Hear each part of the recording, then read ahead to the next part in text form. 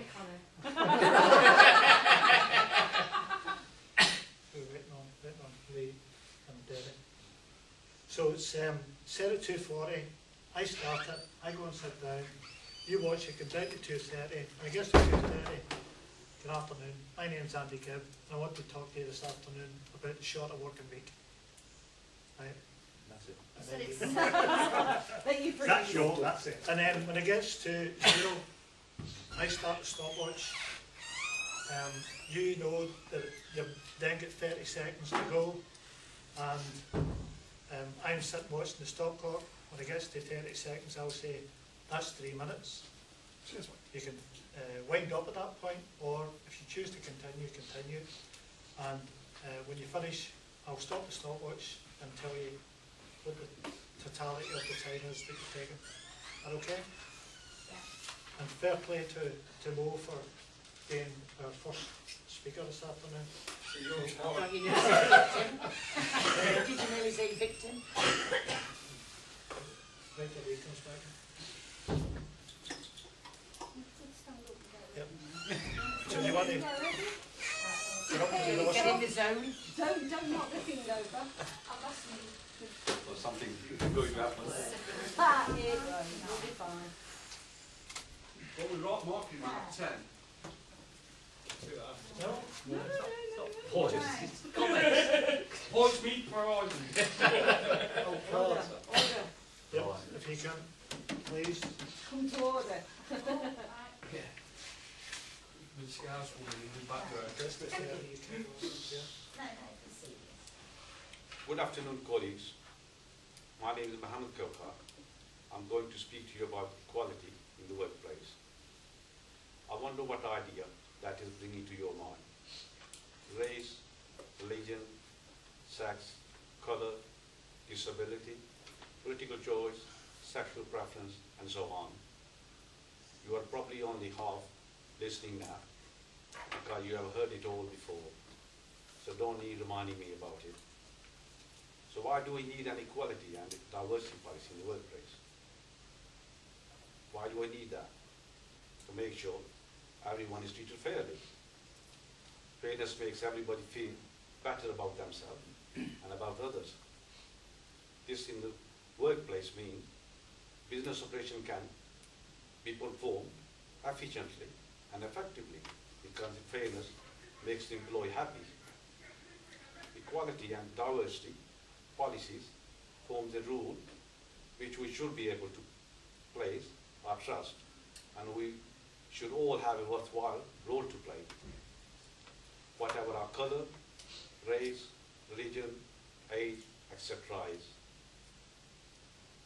We have to keep talking about equality to make sure the rules are made correctly, so that the right culture is produced to ensure the most fairness amongst employee and employers.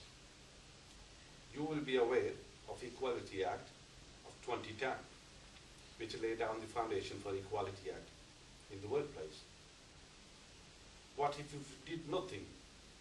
Would it matter? Consider a consequence of not having an equality policy in the workplace. There would be a class system in the society.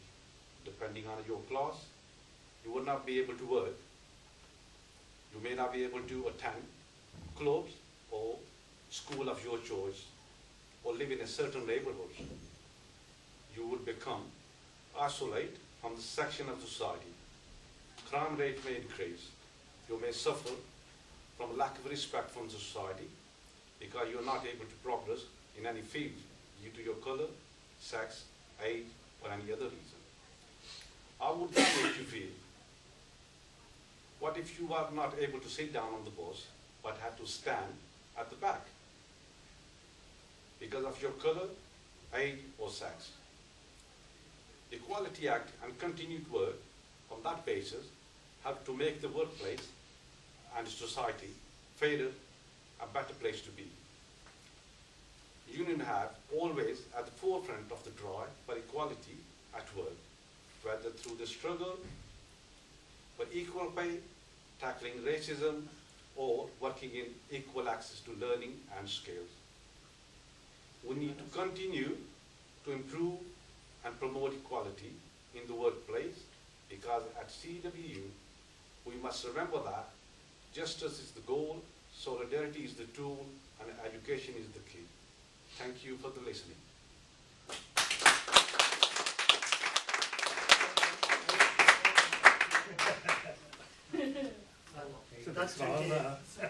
That took you 3 minutes 17 seconds. That was excellent.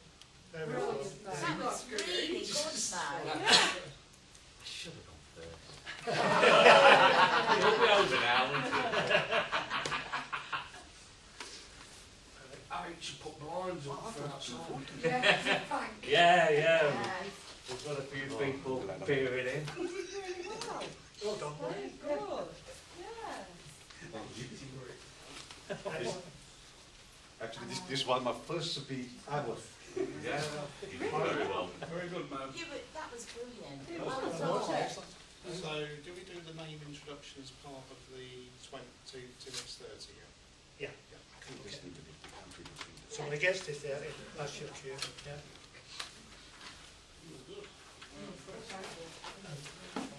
Can you see that okay?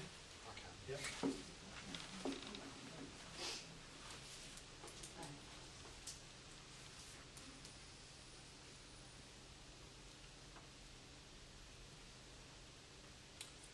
Mark Stevens, Nottingham and District and Mal Branch CWU. Sisters and brothers, comrades, I'm going to speak briefly about the CWU and the trade union's relationship with the Labour Party following the Corbyn campaign. But first, some background. In the aftermath of what some may have seen as a defeat in the Scottish referendum, applications to join the SNP grew exponentially. The response of the party was to throw open the doors to new members, with the result that the party built on the mass mobilisation of the Yes campaign, taking membership to over 100,000. This from a base of roughly 25,500. The general election saw this mass party secure 56 of the 59 Scottish seats, overtaking the Liberal Democrats as third UK party in the process and securing special rights as a result. An example of building a party and winning elections. The contrast with the Labour Party could not be more stark.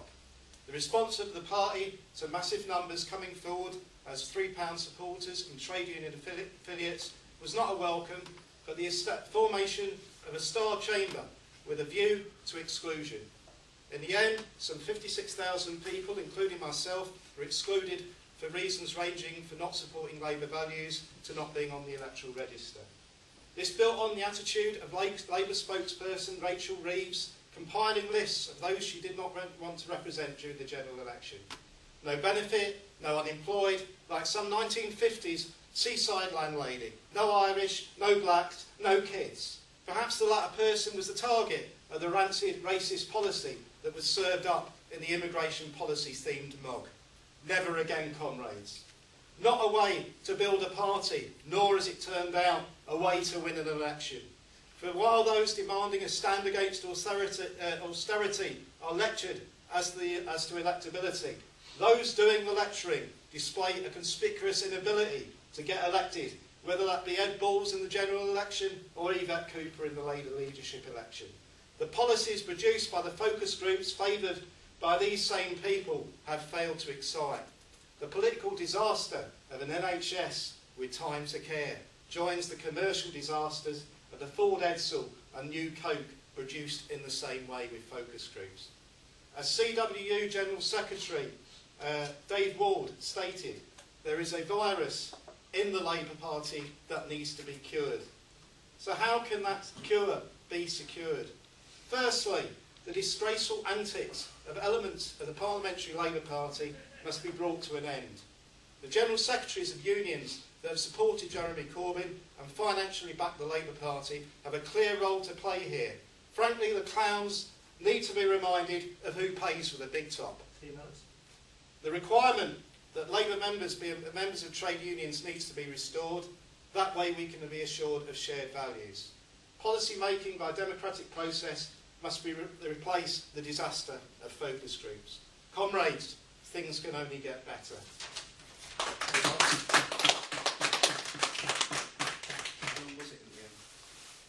$3.50. Would I get away with that at the conference? Just about. Well done, man.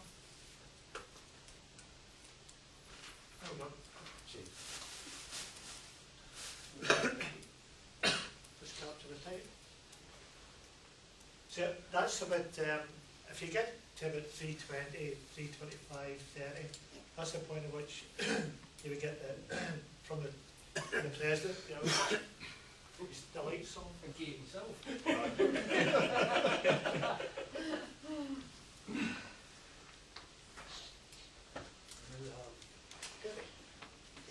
Let's see, hold on. Get you started. So when it gets to 30, that's when you kick in.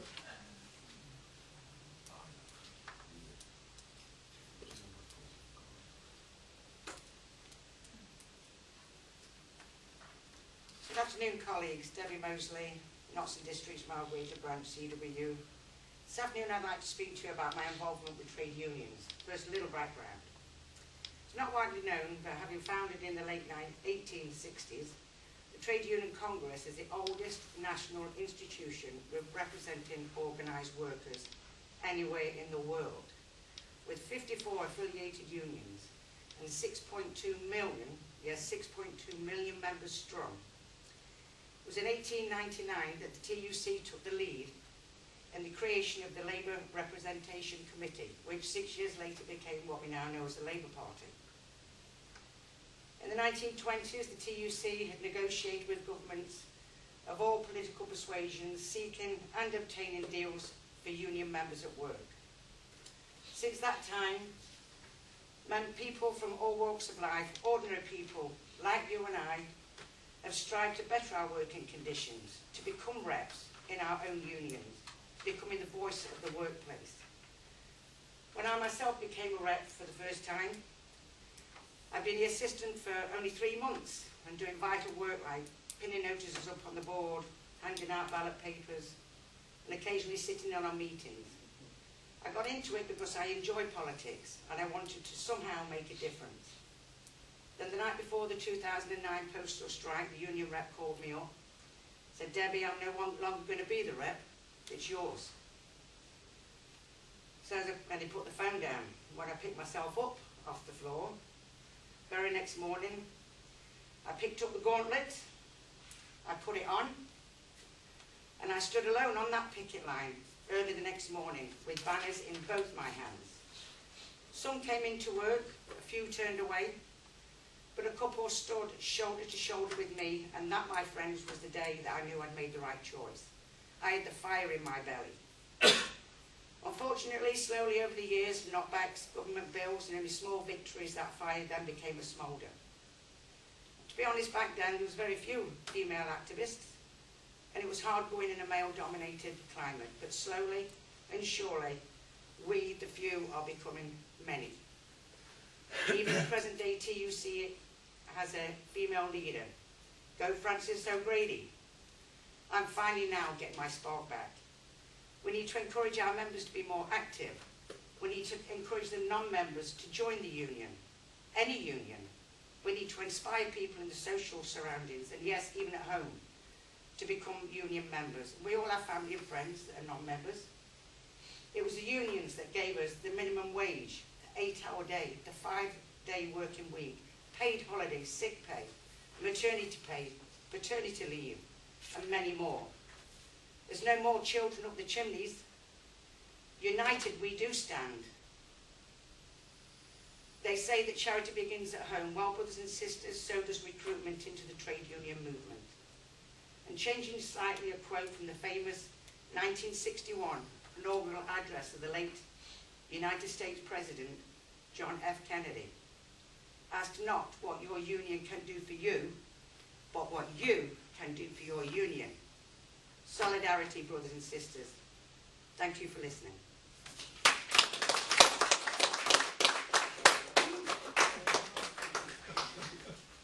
That was 3 minutes, 35 seconds.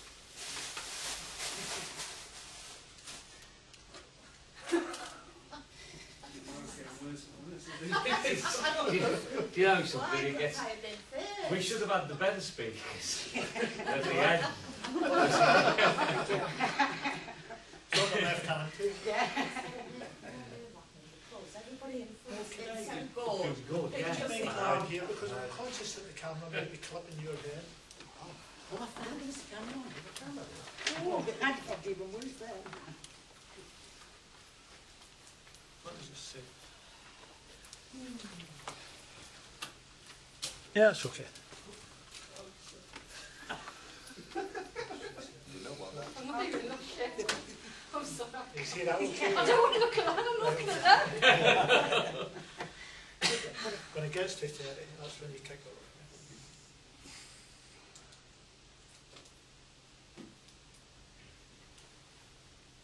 Good afternoon. My name is Carla Hopcroft and I would like to talk to you about the effects that assessments have on our children in today's schools.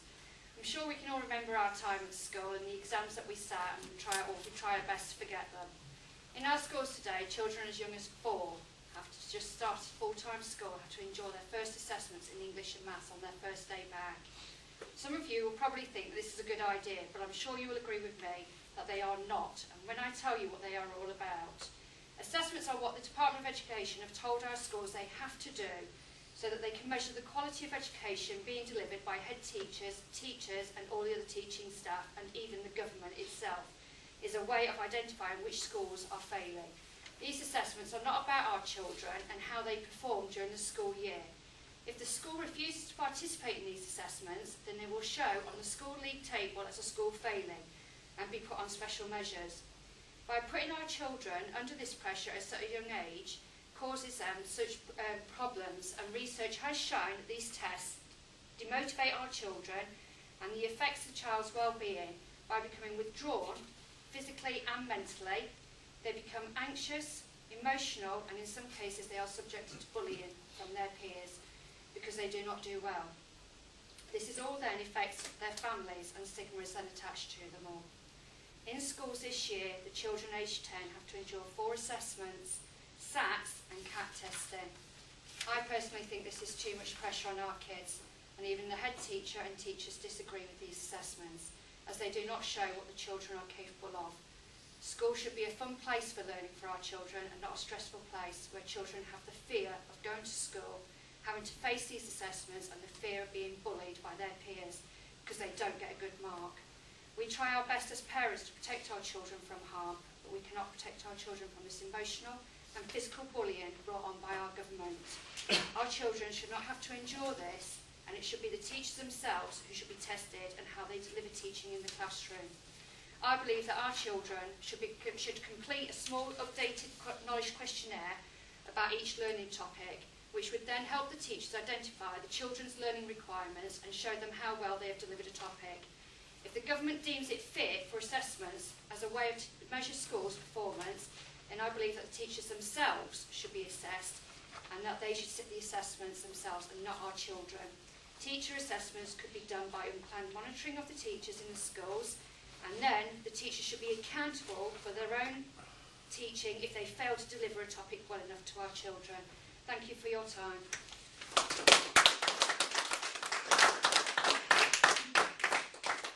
That was, Just under. that was 2 minutes 45 seconds, and was excellent as well. I'd have to say that Stamford is up there. You feel it? It'll soon drop when I'm on. I bet you can do it in 1 minute.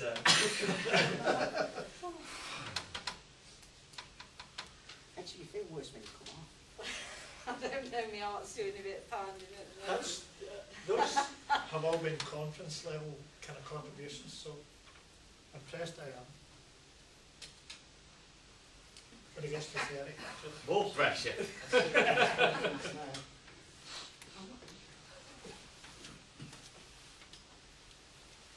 Good afternoon everybody. For those that don't know me, my name is Julie Stanley and I'm the local rep at the CWU, at East Midlands Airport, CWU rep.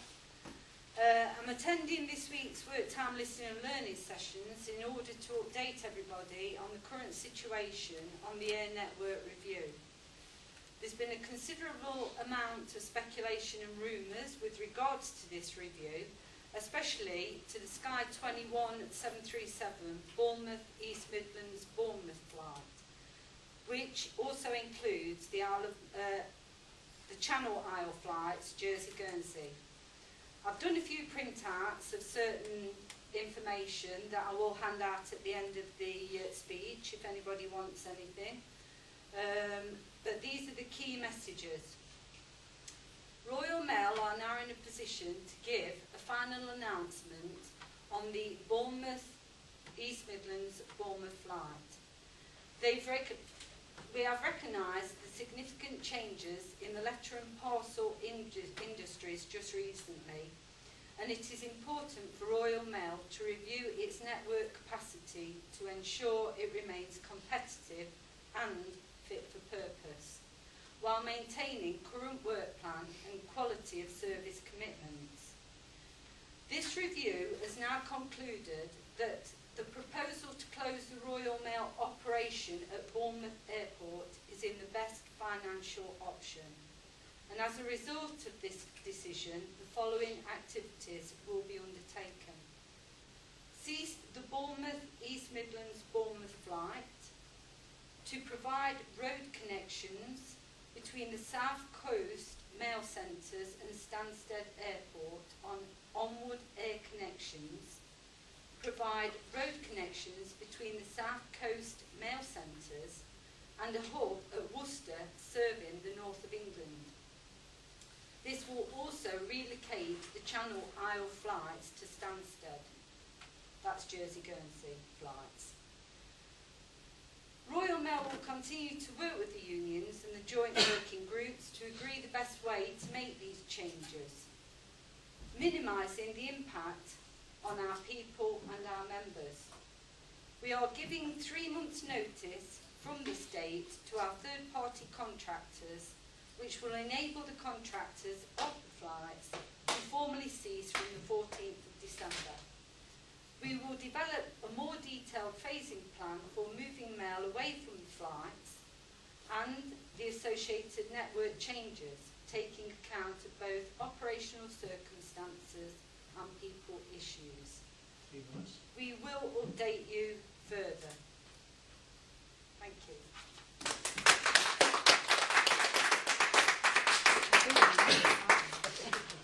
So that was 3 minutes and 4 seconds. Oh, gosh. Nearly the bullseye. I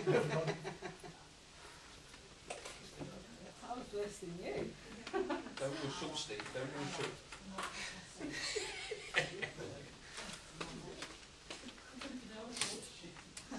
You're going to guess this there, Steve.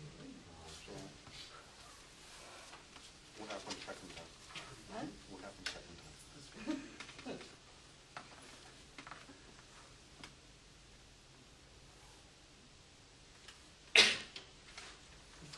Good afternoon, ladies and gentlemen.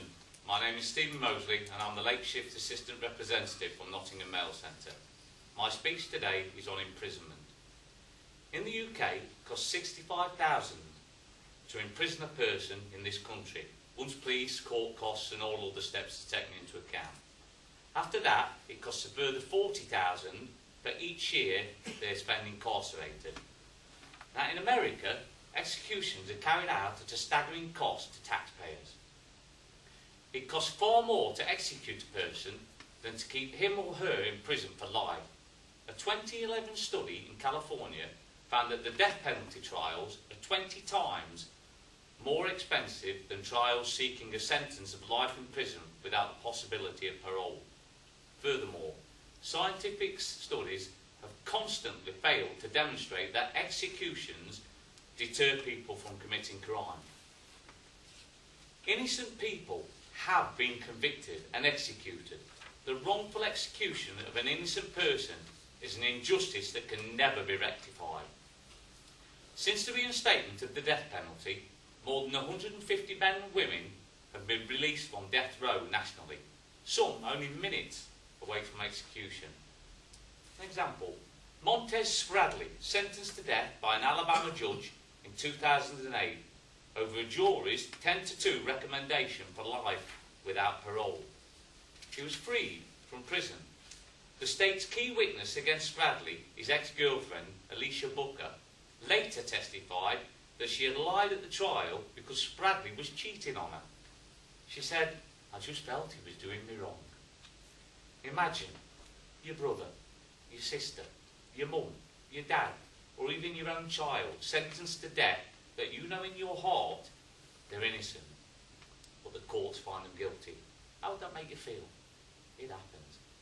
Now, to summarise, I believe the death penalty has no place in a humane society.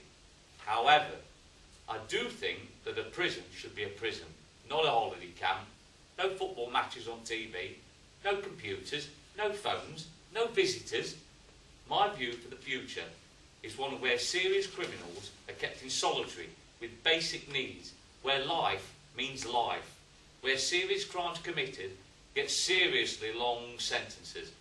I tell you now, it may cost a little extra in tax, keep these people, these criminals off the streets for longer, but I would pay a little extra for a safer Great Britain. I ask you, would you pay a little extra for a safer Great Britain? Thank you very much for listening.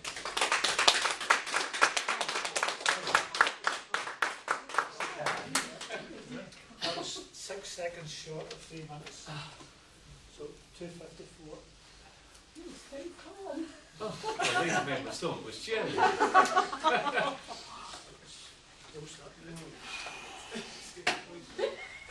You're boy, you're all right. Right, you ready for Pat? Yeah. No. I guess to 30 pounds.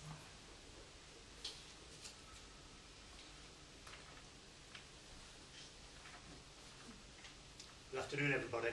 I'm Pat Kennedy, Nottingham Distribution Night Drivers Rep. I want to speak today about the telemetry and safety in the vans. First question I've got, is Postman Pat based on real life? Well, answer. Some Royal Mail drivers suffer from a poor image with the public. One of vans rushing around towns and cities in a red blur. But it is largely unjustified perception of today's Royal Mail driver. Royal Mail initiatives include telemetrics, driver risk assessments, defensive driving courses, hazard perception, also legal requirements, a digital tachograph, and the Driver Certificate of Professional Competence, the DCPC.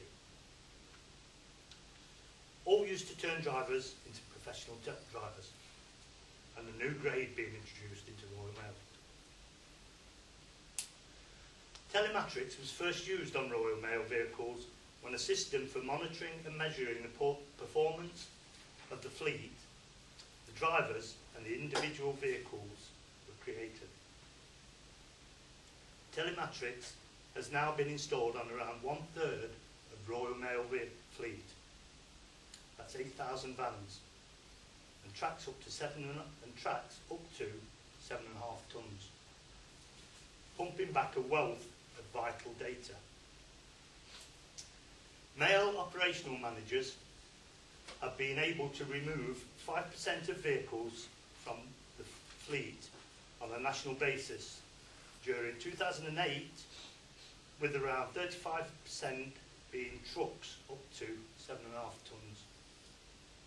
In the Hanson Dorset area, Royal Mail has managed to reduce the fleet by 50 vehicles, which represents 10% of the local fleet. This had led to a whole life cost saving for the fleet. Baseline data is still being assessed. But Royal Mail has also seen average fuel consumption improve through linking harsh braking with communication of defensive driving techniques. Risk assessments have also been carried out on more than 10,000 drivers during the previous year, which has supported a reduction in the number of reported accidents, down by around 10%. During the period, unreported damage costs and non-fair wear and tear repairs have been halved over the past 5 years. 3 minutes. One piece of new equipment being fitted to the 7.5-ton fleet and being tested in the Nottingham area is a driver tablet made, or should I say produced, by Microlise Limited. This telemetry equipment is linked to the digital tachograph, where it recognises the driver from, as well as measuring fuel consumption, harsh and very harsh braking, cornering, overdriving, speeding, a real-time GPS tracker, which is accurate to within 2.5 metres. It also downloads your 318 and measures times. This information is sent to your receiving office. Other items in this package include a phone, text messaging system and a bandit alarm, which reports directly to the traffic office. Big Brother is here. A statement by Royal Mail said, "It's a good news story for us. It's a care and environmental issue. We take pride in the fleet. Drivers have to think about our customers' perceptions and our effect on the environment whilst they are out there on the road. So, Postman Pat, get real."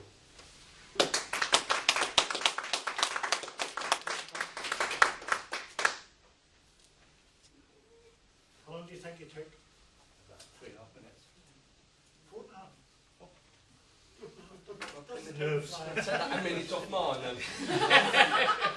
Well, that's not being able to read me and writing. 4 minutes, 25 seconds. Oh God.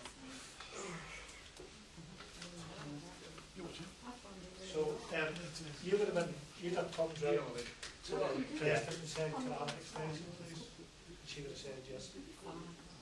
So, and the next. Just have another drink, hold on. It's him. You want to have tea, everyone? Oh, it's here, sorry.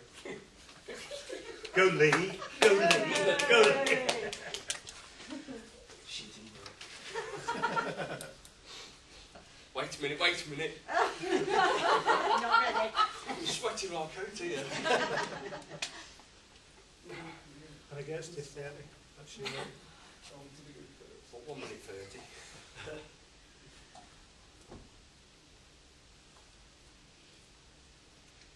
Good afternoon, ladies and gentlemen. My name is Lee Ward and I'm the delivery rep at Burton-on-Trent office.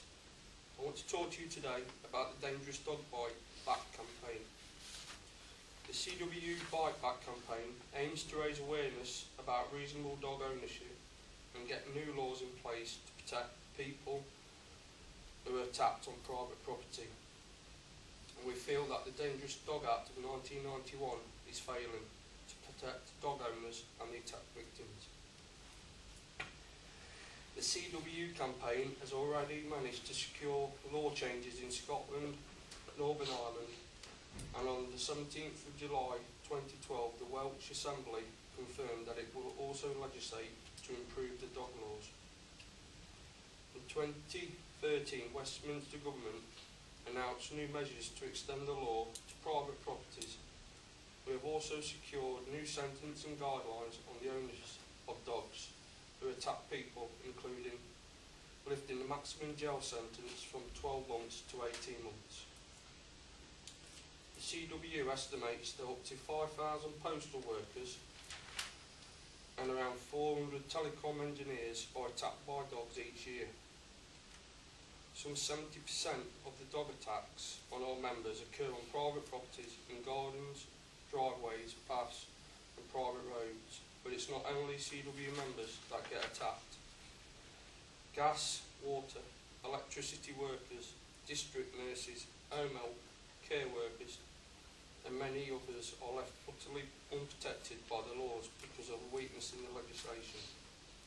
The CWU and Royal Mail have agreed with police chiefs for investigating and prosecuting Dangerous Dogs Act's offences. The CWU's successfully high-profile Bite Back campaign achieved new, fair, tougher sentences. This was finally introduced in May 2014 after the union's 7-year campaign during which 30,000 postmen and women were attacked. The new set arrangements are to be piloted by 5 police forces, the Metropolitan, West Midlands and Merseyside, the country's three biggest forces are all on board, with South Yorkshire and West Yorkshire joining on the 5th of October 2014. After a 6-month trial, the arrangements will be reviewed and are scheduled to be rolled out across the UK at the end of next February. Thank you very much for listening to me today.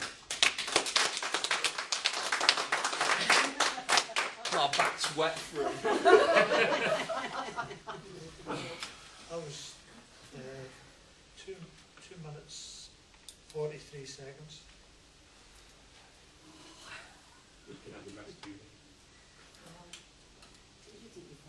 Is it all in the zone? Yeah. I knew I should call that dog. It's not that. Oh, well done. Yeah, cheers. You would have got up and said, first time speaker at conference. You could see the wee bit in there, certainly. Really? Yeah. Damn leg. Yeah, you went from this big lead to... You ready? Right, yeah.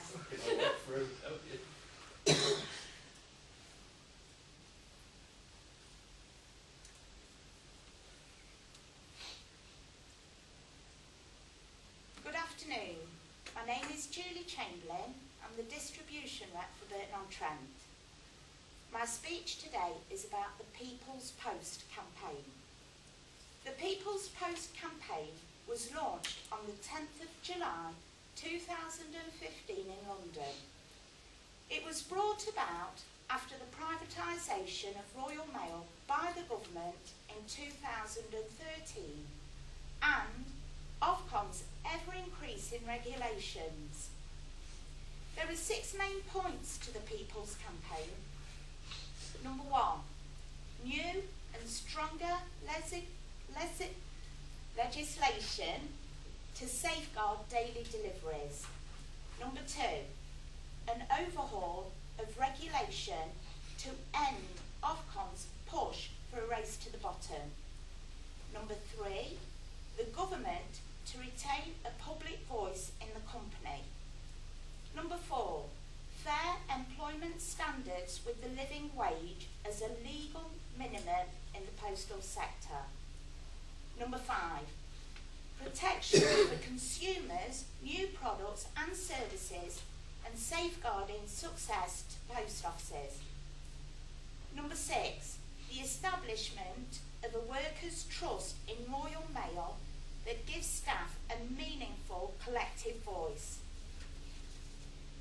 In the Postal Services Act 2011, under Section 31, it states that every home or premises of every individual must have at least one delivery of letters every Monday to Saturday and at least one collection from every access point in the United Kingdom used for the purpose of receiving postal packages. We need to protect our 6 days a week service. Ofcom's view is that Royal Mail is inefficient and overpaying its staff. How can Royal Mail be inefficient when they made on the 21st of May 2015 a £740 million profit? Why does Ofcom in this government think it is good to and fair to cut wages and reduce terms and conditions? What is good about a 0-hour contract? We need to stop the erosion of our wages, terms and conditions. We need a robust legislation for all staff throughout the postal sector to have the living wage as a legal minimum. Please get behind the CWU and the People's Post campaign. Thank you for listening to me.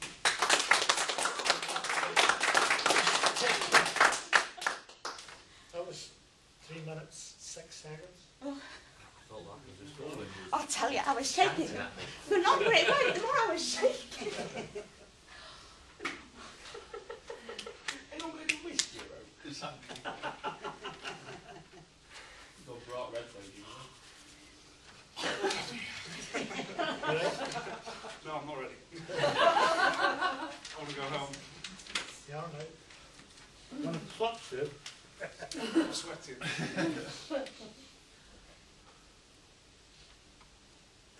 Hi, my name is Stuart Fishing and I'm a collection driver from Derby MPU.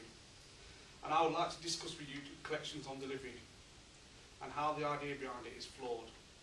Let me give you a bit of background about collections on delivery. There is currently 115,000 post boxes in this country, and 60,000 of these post boxes they would like to put onto delivery.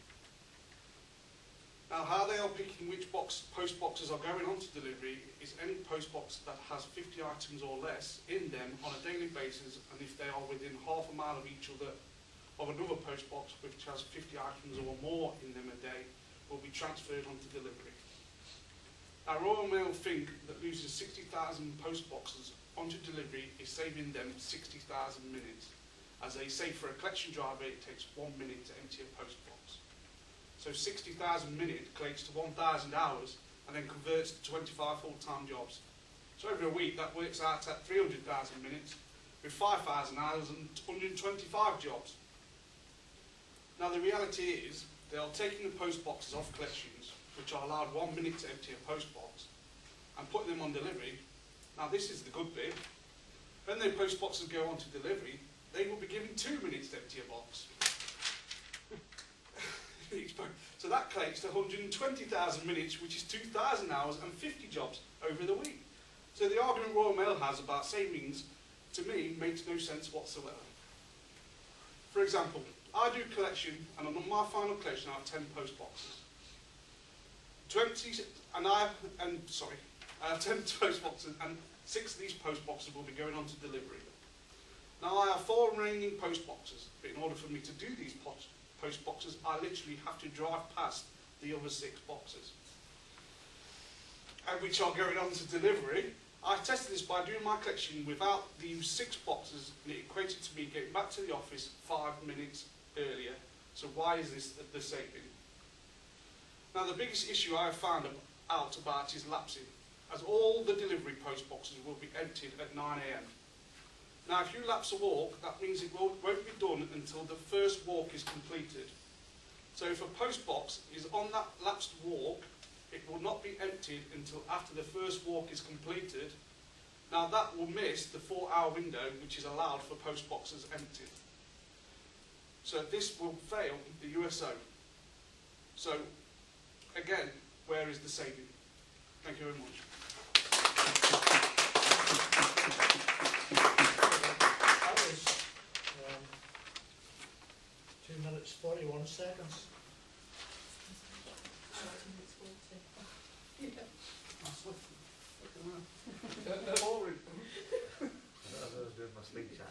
Yeah, everyone's still in. Everybody disappeared now. I have to look elsewhere. But I do get if I carry on looking at you, I'll be laughing myself. They say you keep the best wine to last. Well, you doing yours then? It sounded fair that you do yours. I'll do Jimmy Reed's.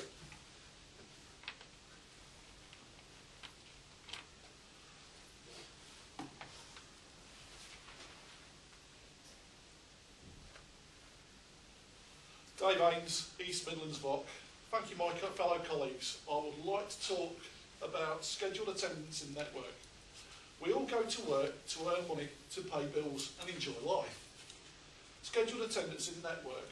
Royal Mail, standard for SA, through the entire network and structure of the company, unit to unit, mail centre to mail centre, and manager to manager, can be disputed. In network, there is no official structure for SA, calling it ordinary overtime, and thus is open for abuse by both company and managers alike. In leaving this whole system open for abuse, as I said it before, there is a test case that is going through the company, union, legal teams at the moment in relation to back pay and non-payment at the NDC distribution centre. Let me explain how this works. In network, all employees are entitled to the core hours of 36, and any hours over that are attached overtime to the 318. If a 3-day employee who wishes to work has the opportunity to write his name on the overtime sheets there for pre-scheduling his attendance, this accrues to holiday pay that are accrued by working. As we all know, SA should be paid weekly, monthly. but is open for interpretation by managers when paying and could therefore be held back to quarterly, half-yearly or even yearly as extra hours, as was the case at Nottingham VOC. People being owed large amounts of hours. We need a clear agreement that is not open for interpretation, with clear guidelines for all our members, whatever and how they work in their represented rotas, 3 days, 4 days or 5 days. All must be paid fairly and with dignity for all. Life is too short and our time at work is too long, so we must have this idea stopped. Thank you for your time.